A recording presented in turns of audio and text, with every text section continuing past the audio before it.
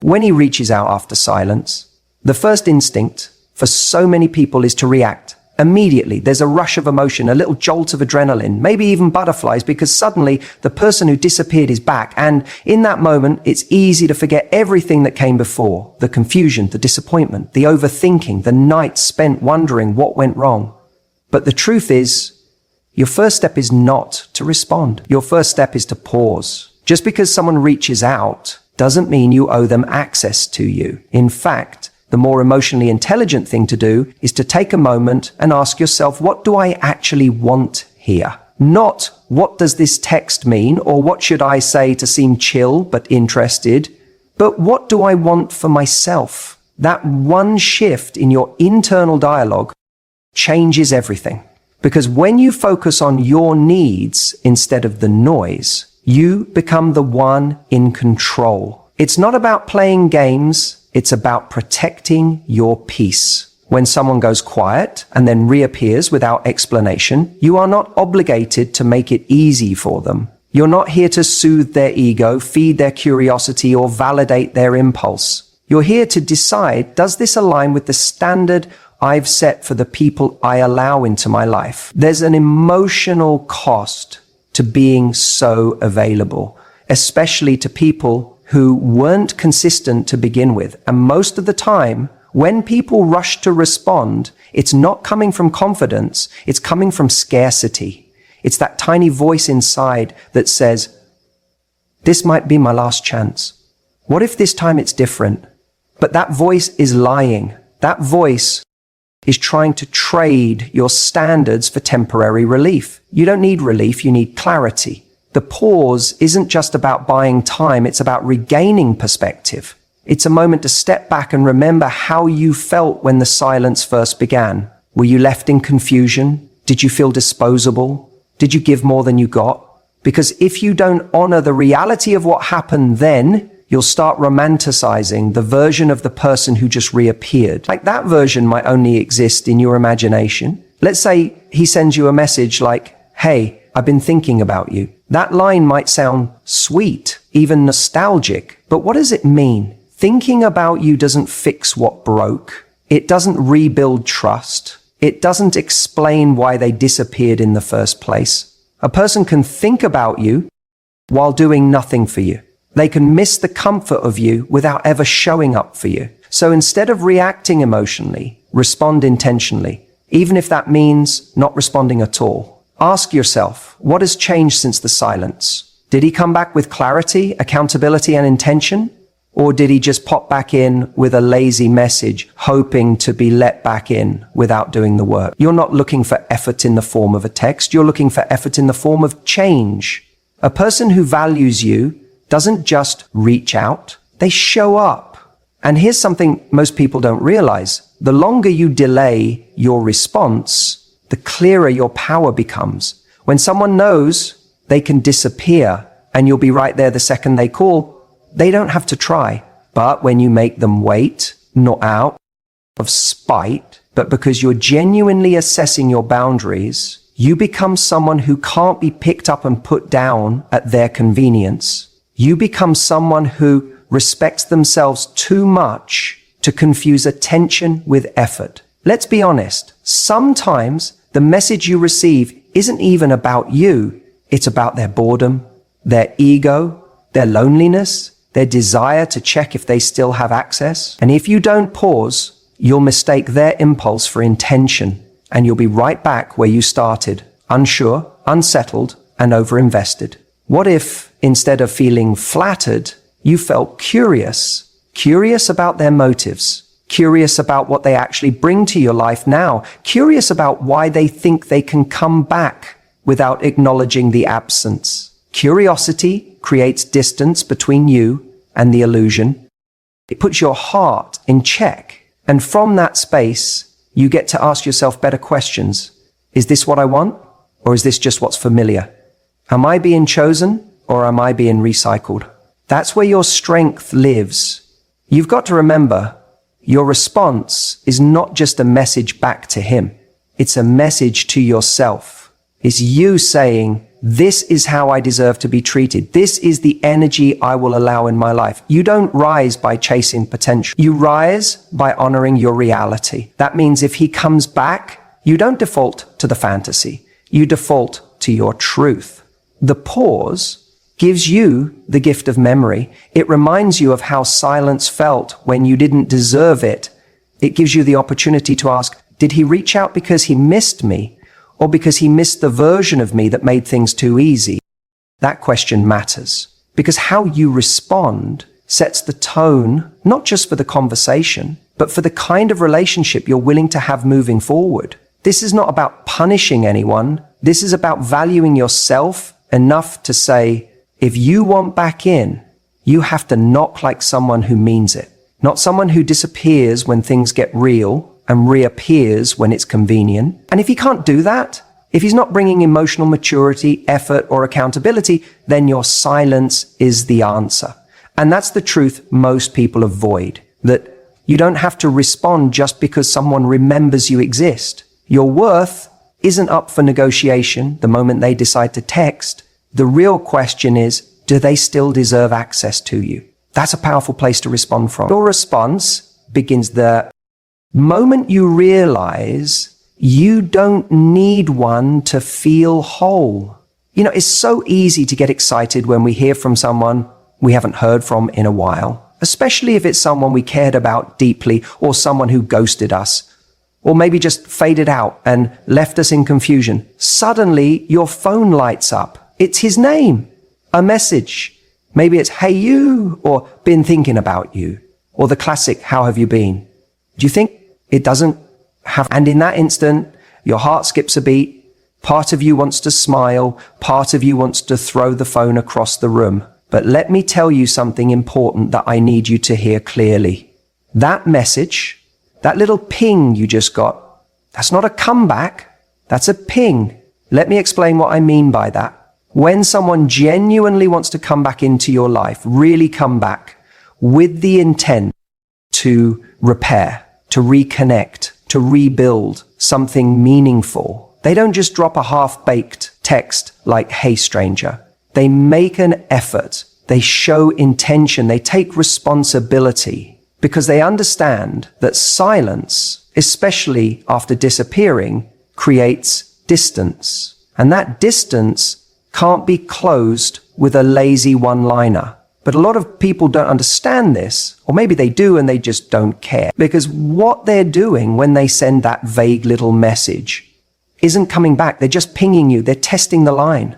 It's the emotional equivalent of tossing a pebble into the water to see if it makes a ripple. They want to know, are you still there? Are you still accessible to me? They're not necessarily saying, I want to invest in this again, or I'm ready to be serious, or I've realized your worth. No, they're saying, I'm bored, I'm lonely, I'm curious. I wonder if you're still available to me. And here's the trap, because you missed them. Maybe you still have feelings. Maybe there was no real closure. So when that ping lands, your heart jumps and your mind starts spinning stories. Maybe he's realized what he lost. Maybe he's finally grown up. Maybe this is the beginning of something real. But more often than not, that ping leads nowhere because the person who sent it had no plan, no commitment, just a moment of nostalgia or ego or convenience. What I want you to start doing, what I need you to start doing, is stop giving so much weight to the ping. Just because someone has fingers in a phone doesn't mean they've earned your attention again. We live in a world where reaching out is effortless. People can slide into your DMs, fire off a text, send a voice note, and feel like they've made some grand gesture. But that's not effort. That's not pursuit. That's not a sign of growth or change. That's just activity. Don't confuse activity with intention. The real question isn't, did he reach out? The real question is, what does his message mean? And more importantly, what does it mean to me? Because unless that message comes with clarity, accountability, and a genuine desire to move things forward, it's just noise. It's emotional spam. And you don't need to respond to spam. You filter it, you block it, you move on. Now, I know that's easier said than done, because when someone you care about reappears, even if it's just a blip on your screen, it stirs things up. You remember the good times, you feel a glimmer of hope. But I want you to stay grounded. Ask yourself, what has he really said here? If all he's offered is a vague opener, don't rush to fill in the blanks. Don't start writing a romantic novel in your head based on a single shallow sentence. Make him work for it. Make him show up. Because if someone truly values you, they'll want to remove the ambiguity. They'll want to earn back your trust, not just your time. And let me be clear, your worth isn't measured by who texts you. It's measured by how you respond. Anyone can say, I miss you. Anyone can send a 2 a.m. you up message. That's not connection, that's access. And there's a big difference between someone wanting to connect with you and someone wanting access to you. When someone reaches out after silence, they should be stepping up, not just popping in. Well, what do? How do you respond? First, take a breath. Don't get swept away in emotion. You don't owe anyone an instant reply. In fact, that pause, that space, is powerful. It gives you time to ask the right questions. What do I actually want here? What pattern has this person shown me before? Does this feel like genuine interest or just a lazy attempt to reopen a door they walked away from? Be honest with yourself. If you do choose to respond, do it from a place of calm confidence, not need. You're not trying to win them back. You're not trying to impress. You're just communicating. Simple, direct, self-respecting. Something like, hey, it's been a while. What made you reach out? That one sentence, it puts the ball back in their court. It tells them, I see you, but if you want access to me again, you're going to have to show me why. And that's exactly the kind of energy you want to hold. You're not punishing them. You're not playing games. You're setting a tone. You're setting a standard. Because if someone wants a place in your life, they should be willing to meet you at your level, not pull you down to theirs. And if their response to that is vague, if they dance around the question or dodge it or throw out more fluff, you've got your answer. They're not here for something real. They're here for a hit of attention. And you don't need to supply that. Look, you're allowed to care. You're allowed to feel. You're allowed to miss someone. But don't let missing them override what you know. A ping is not a plan. A message is not momentum. Connection requires more than curiosity. And if someone wants to come back into your life, they need to prove through consistent action they're worth letting back in. Remember, a message is not a comeback. It's just a ping. Let's talk about something really important when it comes to hearing from someone after they've gone quiet. Something that trips so many people up. It's the idea of matching energy, not emotion. Now, what does that actually mean? When someone you've been talking to suddenly pulls back, disappears, or just goes radio silent for a while, and then out of nowhere, ping, they reach out again, it can trigger a rush of emotions. You might feel excited, confused, even a little hopeful. And if you had strong feelings for them, it's so easy to let those emotions take the wheel. You start replaying old memories in your head. You think about the connection you used to have, the laughs, the chemistry, the way things felt when they were at their best. That emotional history gets reactivated the second you see their name light up your phone. And all of a sudden, you're not responding to this message. They barely said, hey, you're responding to everything you wish this message meant. But here's the problem. That's not how attraction is built. That's how people end up chasing illusions. Responding with your emotions, especially those rooted in the past, means you're showing up with energy that doesn't reflect what's actually happening right now. It's like walking into a negotiation and giving everything away up front because you're thinking about how good the deal used to be, not how it is today. So when he reaches out after silence, your job isn't to meet him with nostalgia. Your job is to observe, not absorb. What kind of message did he send? Was it thoughtful? Was it intentional? Or was it a lazy, low effort hey you that he probably sent to 3 other people in his contact list? That matters. Matching energy means recognizing the level of effort someone is putting in now and meeting that with the same level of investment. No more, no less. If he sends a vague, non-committal message, you don't come back with paragraphs. If he says, I've been thinking about you, that offers no context, no accountability, no next step, that's not something to emotionally unpack or celebrate. There's something to note. It's not about playing games. This isn't about pretending you don't care or trying to be cold or aloof. This is about having a healthy emotional boundary. You don't build value by showing up at 100 when someone else is barely showing up at 10. That's how you train someone to believe they don't need to try harder because you'll do all the heavy lifting for them. Let me be real with you. A lot of people reach out after silence, not because they miss you deeply, not because they've had some grand epiphany, but because they're bored, lonely, curious, or even worse, looking for validation.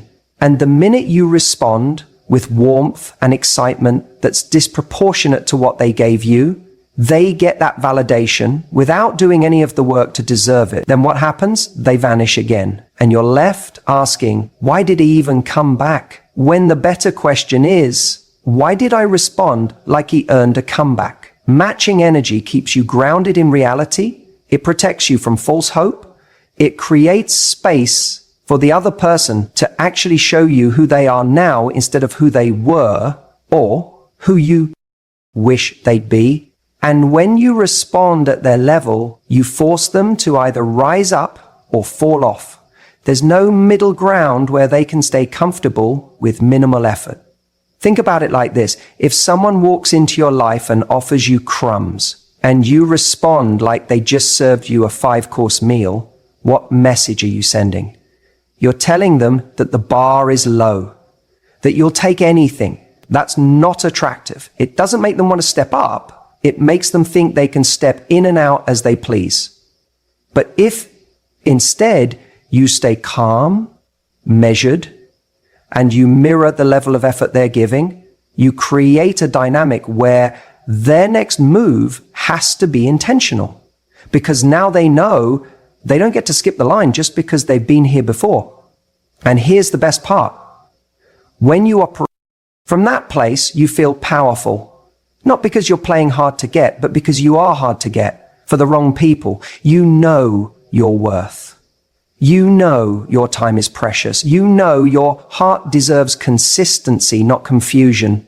So the next time someone reappears after ghosting or disappearing, don't get swept away in the history. Don't let the nostalgia do the talking. Look at what they're actually bringing to the table right now. Is it vague? Is it lazy?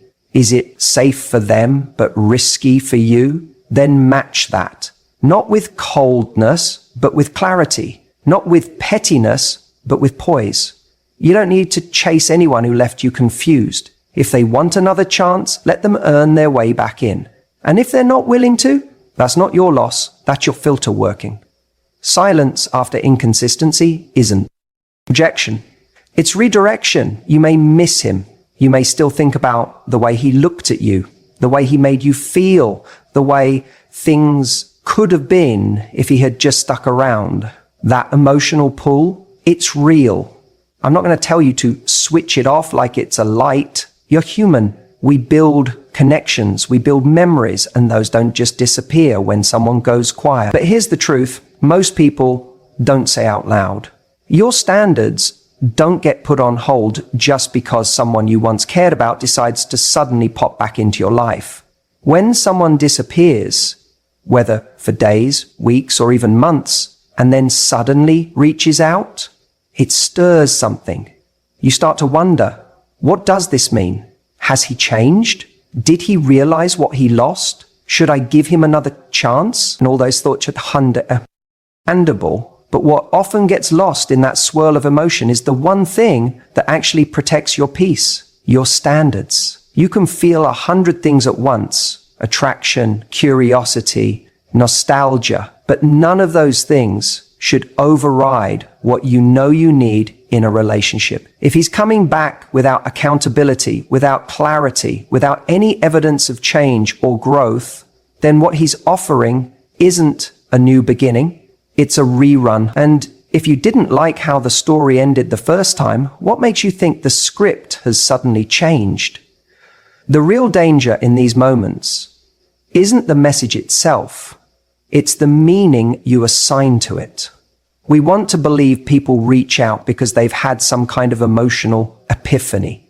We hope they've spent their time in silence, realizing our worth, mourning our absence, and crafting a new level of appreciation for us. But more often than not, that text is not about you. It's about them. It's about comfort, curiosity, or even just boredom. And here's the uncomfortable truth. When you let feelings alone guide your reaction, you risk betraying yourself. You risk putting your self-worth in the hands of someone who already showed you how much or how little they value it. Think about that. This person had access to you. They had your time, your affection, your attention. And at some point, they chose silence. That was their decision. That was their standard. So when they return, your job isn't to immediately open the door again. It's to ask what has changed since then. Did he just disappear when things got real? Did he ignore your needs, vanish without explanation, and now just assume you're still there, ready to pick up where you left off? Because that tells you more than the actual message does. If his silence came without respect, his return needs to come with more than just words. You need to see consistency, follow through, and intention. That's the currency of someone who values you, not a 1 a.m. you up or a vague I've been thinking about you.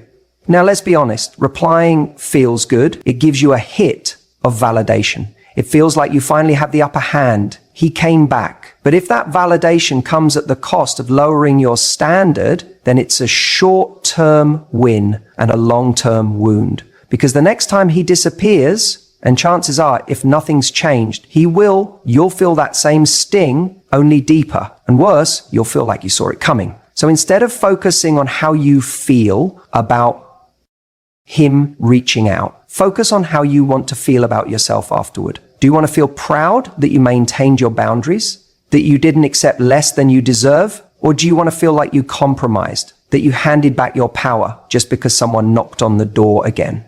And this isn't about being cold. It's not about holding grudges or playing games. It's about choosing alignment over attachment. You can still care about someone and recognize that they're not what's best for you. You can still wish them well and know that going back would mean going backwards. That's strength. That's self-respect. And that's what sets apart someone who lives by their standards from someone who lives by their emotions. Let me tell you something powerful. The person who truly deserves you won't leave you wondering. They won't disappear and then return like nothing happened. They'll be consistent, communicative, and clear about what they want. And if someone isn't giving you that, then no amount of history, chemistry, or romantic fantasy is worth sacrificing your peace. So the next time he reaches out after silence, remember this. Your emotions are valid, but your standards are vital. If you do choose to respond, remember this. Set the tone. Don't fall into the trap of thinking you have to tiptoe around him just because he's finally reached out. Too many people, when someone comes back after a long silence, reply in a way that communicates gratitude rather than clarity.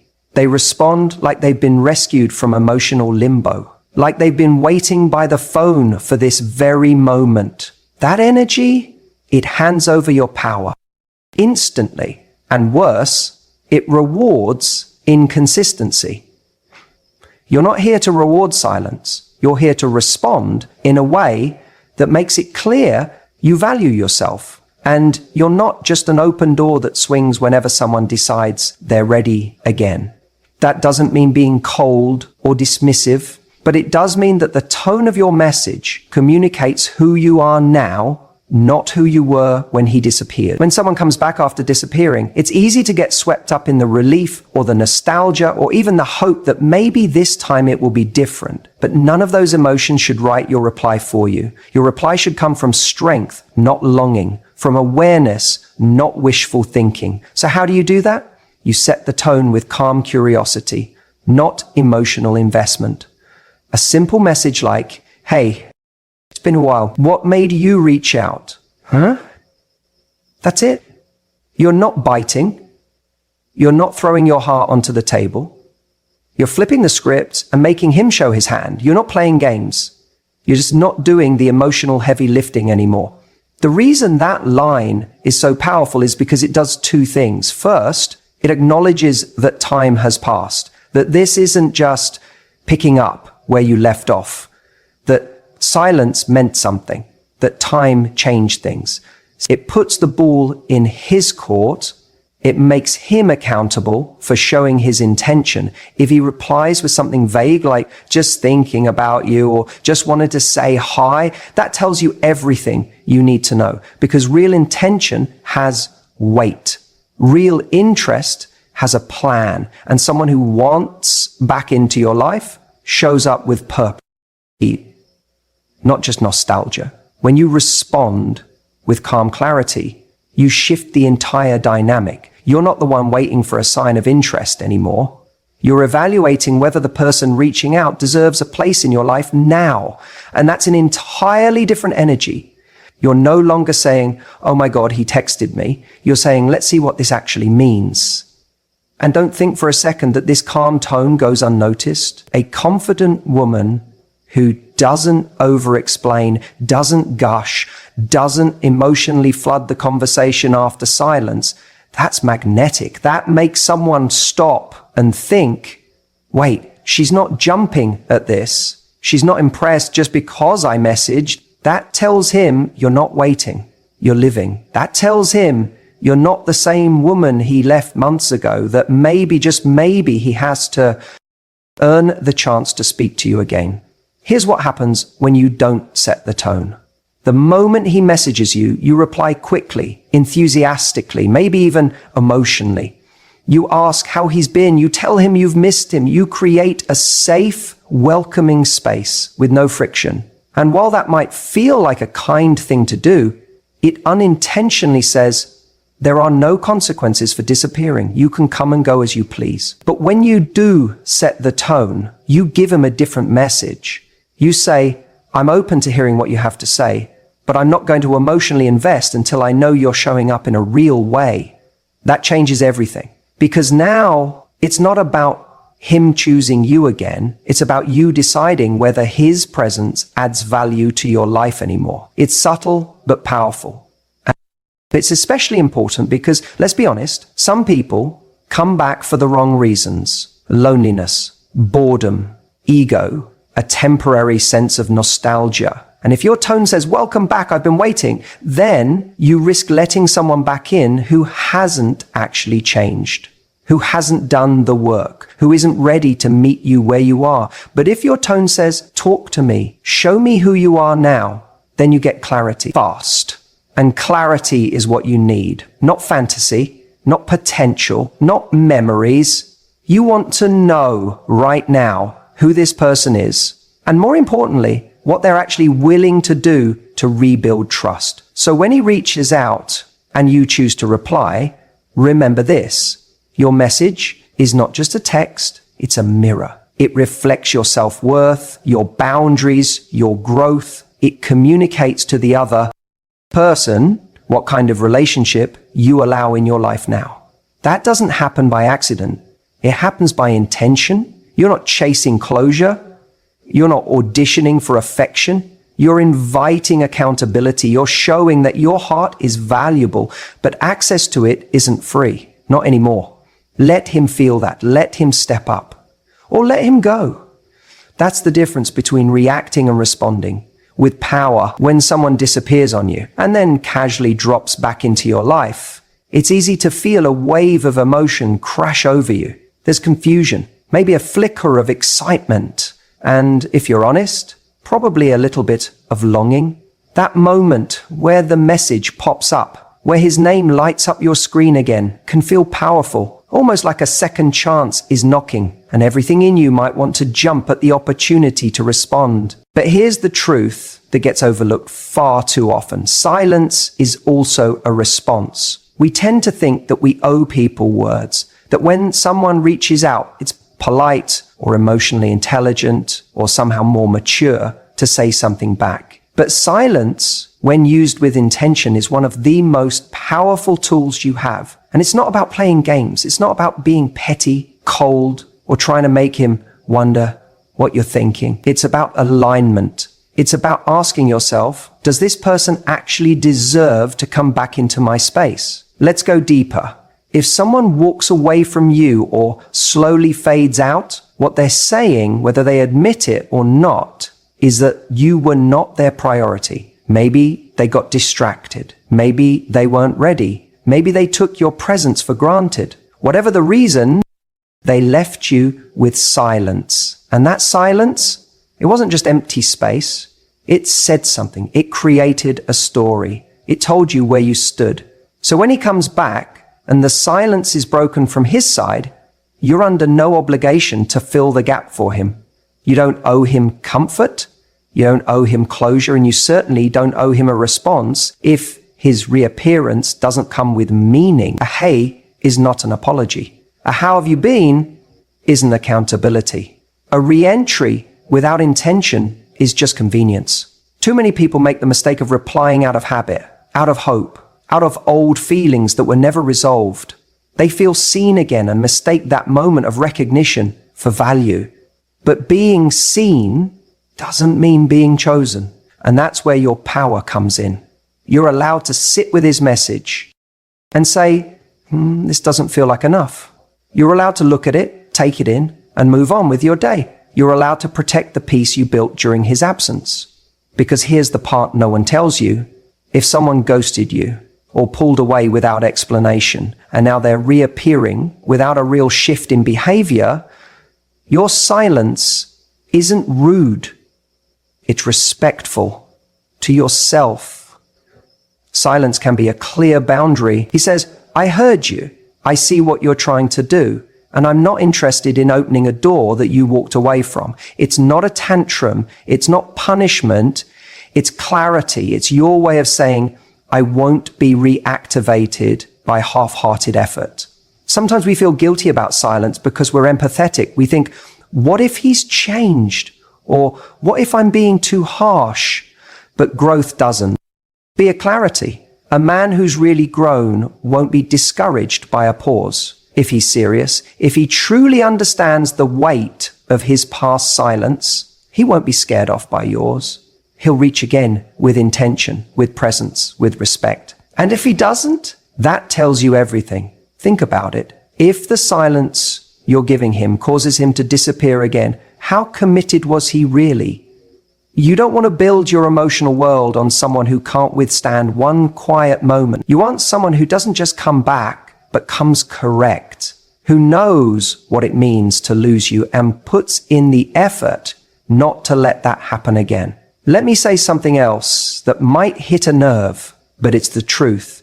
If a man ghosts you and then you respond enthusiastically the moment he resurfaces, what you're teaching him is that there are no real consequences for disappearing. You're saying, you can go quiet for weeks, months, even longer, and I'll still be here when you get bored or lonely. And that's not love. That's not connection. That's conditioning. You teach people how to treat you by what you tolerate. And silence is one of the strongest ways to say, I don't tolerate half effort. I don't entertain low standards. I don't respond to breadcrumbs. When you stay silent, it's not about trying to get revenge or make him feel what you felt. It's about self-worth. It's about no longer bending yourself into a version that's always available, always hopeful, always forgiving, even when the behavior didn't deserve forgiveness. And look, it's not easy. It's tempting to break that silence, to say, maybe I'll just say hi, just to see. But when you do that. Ask yourself, what am I actually hoping will happen? And is that hope based on real effort or on a fantasy you've been keeping alive? When he reaches out after silence, your silence in return is the clearest mirror you can hold up to his behavior. It reflects who he really is in that moment.